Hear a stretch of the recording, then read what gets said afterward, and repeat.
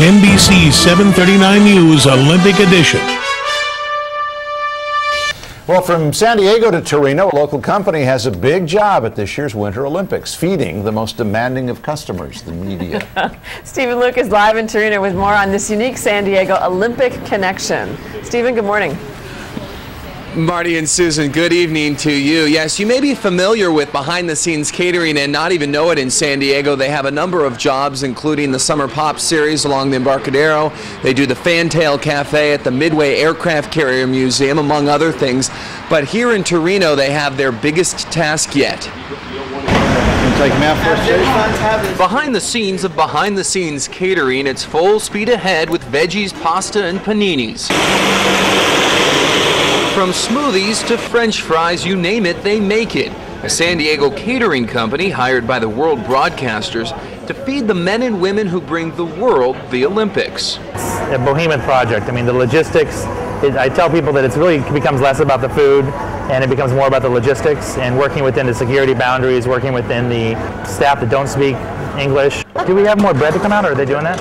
Company President John Crisafulli, a San Diego State grad, is here in Torino for 3.5 months, overseeing the setup, the operations, and eventually the shutdown. I haven't seen any events yet. This game's been a little challenging as far as loading and logistics. You got to think of people coming in here 24 hours a day, so they have to have different things for everyone and try to fit everyone's needs, whether they're vegetarian or meat lovers. So for me, it's been great. I can't complain. This is like the best thing I've ever seen, this salad. Just to have a real salad, it's so good.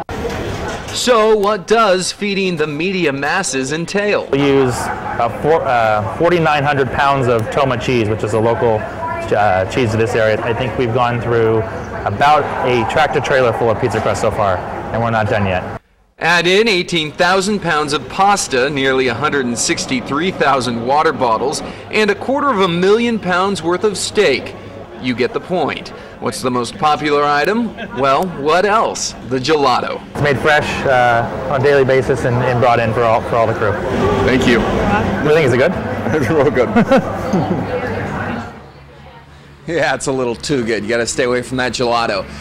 John Crisafulli and behind the scenes are already planning for the Summer Olympics in Beijing.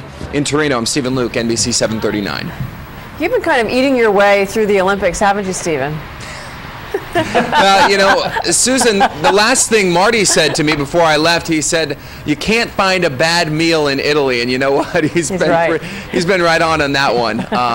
We've definitely done our share of eating here. Good. We'd like to see you on skis or skates or snowboarding before the weekend's out, though, okay? Yeah, you know what? I'll try and make that happen for you guys. Okay. All right. Thank you.